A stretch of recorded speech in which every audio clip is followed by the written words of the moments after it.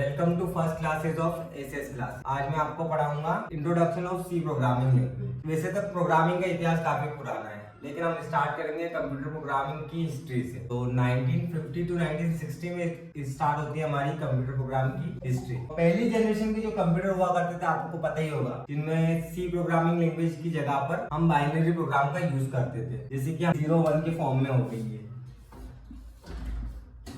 इस तरह की प्रोग्रामिंग लैंग्वेज में कोड की जरूरत हुआ करती थी, लेकिन जैसे जैसे समय के साथ सुधार हुआ और हम प्रोग्रामिंग लैंग्वेज की ओर आगे बढ़े। इसी प्रोग्रामिंग लैंग्वेज के प्रोसेस में हमारे 1972 में जो डेनिस रीची जो हमारे प्रोग्रामर है, उन्होंने सी प्रोग्रामिंग लैंग्वेज को डेवलप किया गया था। सी प्रोग्रामिंग लैंग्वेज जो AT&T बेल लेबोरेटरी में 1972 में यूएसए में बनाई गई थी। सी प्रोग्रामिंग लैंग्वेज काफी इजी और काफी अंडरस्टैंडेबल है इन कंप्यूटर प्रोग्रामिंग लैंग्वेज में। हम स्टार्ट करेंगे इसके सिंटेक्स से। इसका सिंटेक्स काफी सिंपल और इजी है। किसी भी प्रोग्रामिंग लैंग्वेज को अगर हमें सीखना है तो सबसे पहले हमें सी प्रोग्रामिंग लैंग्वेज को सीखना चाहिए। क्यों?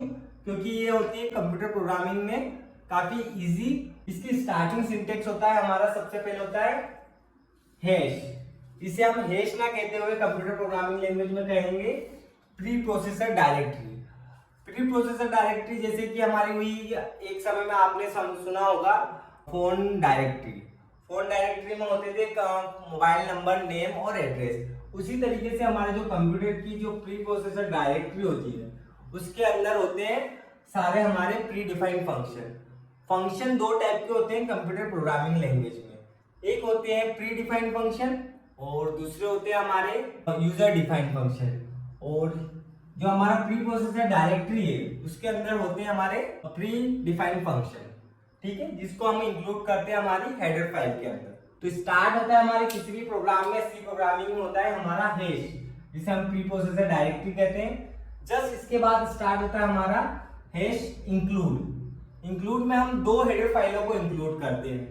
पहली हेडर फाइल होती है हमारी stdio.h और दूसरी होती है हमारी conio.h।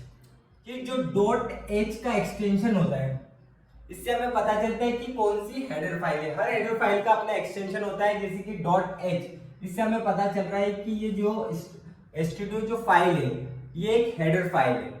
कंप्यूटर प्रोग्रामिंग में हमने सबसे पहले हमारी दो हेडर फाइल को इंक्लूड किया है। इसके जस्ट बाद हमारा स्टार्ट होता है मेन फंक्शन। ये हमारा मेन फंक्शन है। मेन फंक्शन जब भी हमारा प्रोग्राम स्टार्ट होगा, हमारा कंपाइलर सबसे पहले किसको ढूंढेगा? मेन फंक्शन, ठीक है। और मेन फंक्शन के आगे हमने लिखा हुआ है वॉइड। ये वॉइड इसका रिटर्न टाइप है। वॉइड का मतलब होता है कि ये फंक्शन किस टाइप की वैल्यू को रिटर्न करेगा। यहाँ पर हमने लिखा है वॉइड। वॉइड का मतलब होगा यानी कि ये किसी भी टाइप की वैल्यू को रिटर्न नहीं करेगा। इसके जस्ट आगे हमने एक साइन लगाया है, फंक्शन का साइन होता है ब्रैकेट। इससे हमें पता चलता है कि कोई भी ये फंक्शन है या वेरिएबल है। अगर किसी के भी आगे अगर हमें ब्रैकेट का साइन दिखाई दे रहा है, इसका मतलब होगा कि ये हमारा फंक्शन। फंक्शन के जस्ट मेन फंक्शन के बाद होती है हमारी बॉडी। इस बॉडी के अंदर हम सारी प्रोग्रामिंग करते हैं, ठीक है। यहाँ पर हम सारे वेरिएबल का डिक्लेरेशन करेंगे, कांस्टेंट का डिक्लेरेशन करेंगे और फंक्शन का डिक्लेरेशन करेंगे, ठीक है। इसके जस्ट बाद होती है हमारी क्लोजिंग। ये है हमारी प्रोग्राम की क्लोजिंग। ये हमारे प्रोग्रामिंग की ओपनिंग है और ये हमारे मेन फंक्शन की क्लोजिंग है। जिस तरीके से हमारे गेट में एक ओपनिंग होती है, घर में गेट होता है, उसी तरह से हमारे मेन फंक्शन के अंदर भी क्या होती है? ओपनिंग और क्लोजिंग होती है, ठीक। इसके अंदर हम सारे स्टेटमेंट को लिखेंगे और हर स्टेटमेंट की एंडिंग होगी हमारी सेमीकोलन से। समझ में आया? सेमीकोलन का मतलब होता है कि ये हमारे जो कंपाइलर होता है उसे बताएगा कि ये हमारी प्रोग्रामिंग की क्या है? एंडिंग है। इस लाइन की एंडिंग बताने के लिए हम किसका यूज करते हैं? सेमीकोलन का। जस्ट ये सेमीकोलन का मतलब होगा कि इस लाइन का यहाँ पर एंड हो गया है। हमें सारी चीजें कंपाइलर को बताना पड़ेगी। वेरिएबल का डिक्लेरेशन हो गया, चाहे फंक्शन का डिक्लेरेशन हो गया, या फिर फंक्शन की डेफिनेशन। हम पहले फंक्शन को क्या करते हैं? डिक्लेयर करते हैं, देन क्या करते हैं? डिफाइन करते हैं। हम पहले बताते हैं कि हम किस टाइप का एक फंक्शन यूज करेंगे, जस्ट उसके बाद हम क्या करेंगे? उसको डिफाइन करेंगे, उसके बारे में बताएंगे कि ये फंक्शन किस तरह का वर्क करेगा। जैसे कि एक एग्जांपल के लिए आप सोच सकते हैं कि एक एडिशन का फंक्शन है, तो वो क्या करेगा, दो वैल्यू को ऐड करेगा।